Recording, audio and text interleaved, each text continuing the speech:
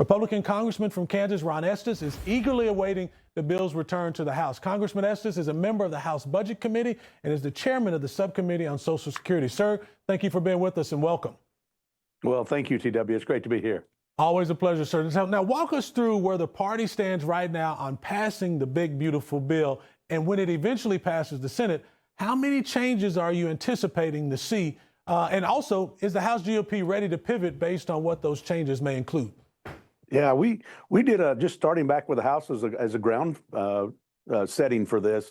You know, the House did so much work over the last 8 years, but particularly the last 2 years, in terms of looking at where were people affected, how were their businesses affected, how was the culture and the environment moving forward. And so we wanted to make sure that we extended those great provisions out of the Tax Cuts and Jobs Act from 2017, and that's how we came together with a one big beautiful bill to let's make these provisions permanent as much as we can. Let's make sure we address those campaign promises, as President Trump said in the clip that you just showed, and how do we make sure that we continue to help the economy growing without a big tax increase? Because otherwise, and if we don't pass this bill, my fellow Kansans are going to get an average of $2,200 tax increase.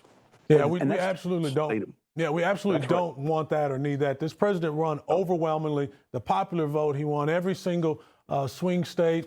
And he did that, Congressman, despite the Democrats who keep saying this bill is all about tax cuts for the rich. We're giving away, it's the one percenters that they always scream about. The reality is, though, and as chairman of the Subcommittee on Social Security, you know this is not just, we're talking about not just tax cuts for the rich. We're talking about no taxes on Social Security, a first in the history of America with this big, beautiful bill.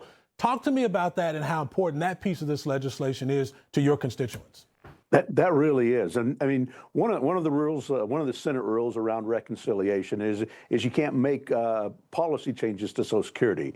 But what we did in the bill is we came up with an increased tax credit for seniors to help offset the taxes on their Social Security, and so we wanted to make sure that they still have more money in their pocket. That we all Americans have more money in our pocket, and we want to make sure that as people go through their retirement, that they're able to fund their life and support their families. Well, and you're so speaking. That's what's so important. Yeah, you're speaking my dad's language. He's on Social Security, and he says, I've paid enough. I've been paying for 55 years. I don't need to pay any more taxes. But, with no Democrats that actually supported the bill, in my opinion, they're basically in favor of raising taxes on everyday Americans and are against securing the border. But plus, we also saw the Senate parliamentarian now, Elizabeth McDonough, rejected more than a dozen pieces of Trump's bill, including the proposal to cap states' use of health care provider taxes to collect more federal Medicaid funding. What other sticking points, in your opinion, need to be ironed out by the House to get this bill through the finish line? This just seems to me unconscionable that an unelected employee of the Senate can have so much power, Congressman. Yeah, it really is. The Senate has some rules around how they operate.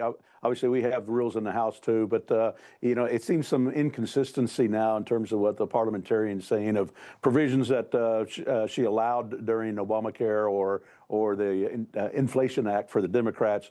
She says can't be eliminated now through a reconciliation process on the one big beautiful bill, and that doesn't seem right for me. But what we also have to fight back against is so much of the mainstream media and the talking points become a cut to Medicaid. We're actually going to be spending more in Medicaid over the next 10 years. What we're wanting to do is make sure that we have people that are entitled to Medicaid are able to get it.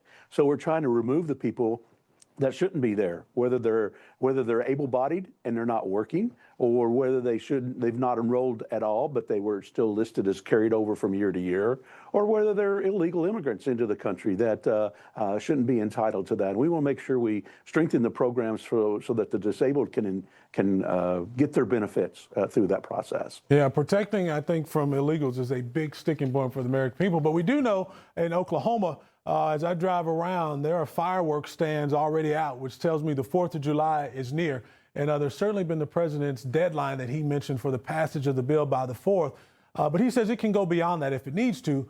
How long, in your opinion, Congressman, do you think it will take to unite all Republicans and maybe even some Democrats to get this bill passed? Are we likely to meet the July 4th deadline, in your opinion? I think there's a possibility out there. As you mentioned, the Senate released their text they've got to go through a long period of amendments and voting through that. We're teed up and ready on the House to come back in Monday or Tuesday, if that's what it takes to be able to reconcile the differences in the Senate version and be able to pass a version out of the House that matches that. Obviously, there's probably, of all of those changes that are out there and being talked about in the Senate version, the couple I think that I'm keeping my eye on mostly is the deficit impact through that. And then focusing on the discussions around state and local taxes and how that might impact the alternative minimum tax and higher tax rates. So those are important. And we've had some good news this week with a discussion around international tax with the agreement with the G7 countries and helping make sure that they're not unfairly discriminating against American companies. So that's going to be an opportunity that we will not have to have that provision in the bill because of that agreement that President Trump's pulled together. Makes sense. Now, Congressman, we got about 45 seconds, so I want to pivot. I got to get your opinion, though, on the Middle East and, Operation Midnight Hammer. We've got two, the tale of two worlds where we see the evidence that this was a completely successful mission in obliterating and setting back the nuclear program in Iran, but we've got Democrats saying a completely different story. Why are the Democrats doing this? Why are they hoping that President Trump isn't successful? And what's your take on what actually happened as far as the success of Operation Midnight Hammer? Yeah, well, obviously the Democrats going in, they can't talk about anything as a success if President Trump had anything to do with it. So, but if you look at the evidence that's been presented by the White House on news stories and that there's they accomplished their objectives, which was go look at how do you stop or put major limitations and major damage onto the nuclear bomb capability that Iran had. And we know Iran's been trying to build a bomb forever. Some misguided errors made by President Obama and President Biden allowed them to have more money to continue that process without checks and balances. And I have expected something like this to come for several years. It just took the opportunity now when Iran seems to be much more closer and capable of building those nuclear bombs that we want to make sure to stop that capability. Yeah, a lot of presidents talked about it, but only one of them actually acted on it. Congressman, you're a gentleman and scholar. Thank you for being with us. Congressman Ron Estes, we appreciate you, sir. Great, thank you.